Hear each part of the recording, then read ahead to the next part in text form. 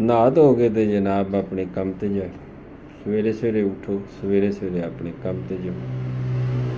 रिज़क के दरवाजे हमेशा तुसी चरिंद परिंद वेखो, हमेशा वो रात नूं रेस्ट करते हैं। ये अल्लाह रब्बुल इज़्ज़त ने रात रोज़ी कमाने वास्ते नहीं बनाई, रात तुहाडे आराम दे वास्ते, रात तुहाडे ज़हनी सुकून और थकन नूं दूर करने वास्ते। रात नूं तुसी रिज़क दी तलाश करो दे ते हमेशा खसारे जाओ। कोई भी चीज़ फितरत दे उल्ट करो दे ते याद रखो कि उहदे विच खसारा वे। तुहानूं बज़ाहिर तौर ते शायद उस दे विच नफ़ा नज़र आंदा होवे, लेकिन एंड उहदा खसारा है। इस वास्ते रात नूं जल्दी सोवो और सुबह जल्दी उठो। सुबह जल्दी उठ के अपने जो मामूलाते ज़िंदगी उसमें शुरू करो।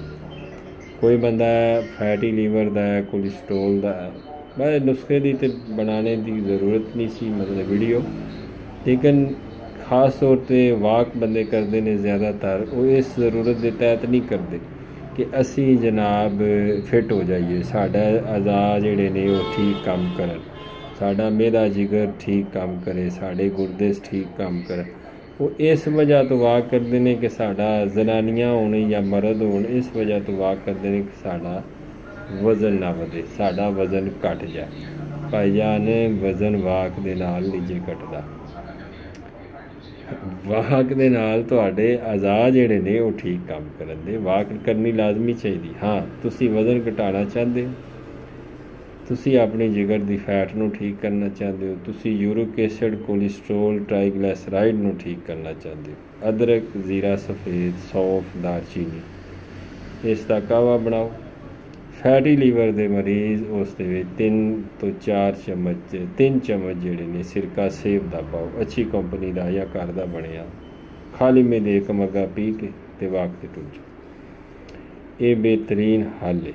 इस दे नाल तुहाडा फैटी लीवर ठीक होवेगा, तुहाडा ट्राईग्लिसराइड ठीक होवेगा, तुहाडा कोलेस्ट्रोल लैवल ठीक होवेगा, तुहाडे यूरिक एसिड दे मसाइल जिहड़े ने वो ठीक होंदे।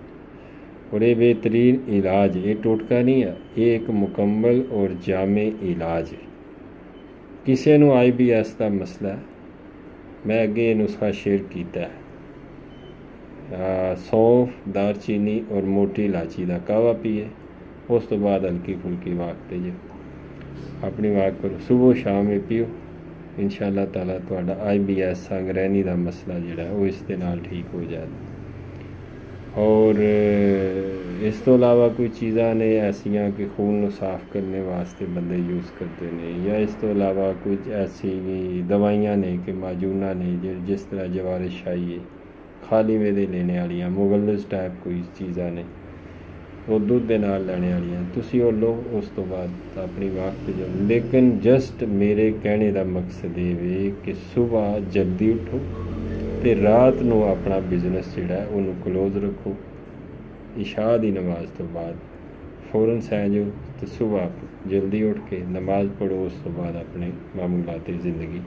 और ये तुहाडी सेहत दा तकरीबन 50% तो ज़्यादा सेहत दा राज है कि तुसी जल्दी उठो। और यही तुहाडा मैं समझना कि बेहतरीन रिज़क कमाने का भी ज़रिया, असूले रिज़क का एक ज़रिया।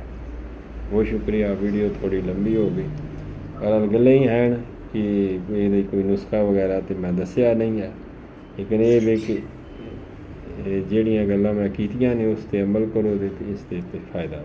बहुत शुक्रिया।